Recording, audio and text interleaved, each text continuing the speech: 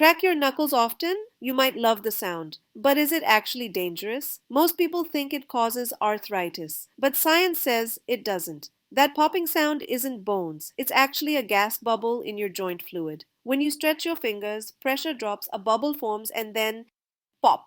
One scientist even cracked only one hand for 50 years. Still no arthritis, but overdoing it can cause swelling, reduced grip, or soft tissue irritation. So it's not dangerous. Just don't make it a non-stop habit. Crack occasionally, not compulsively.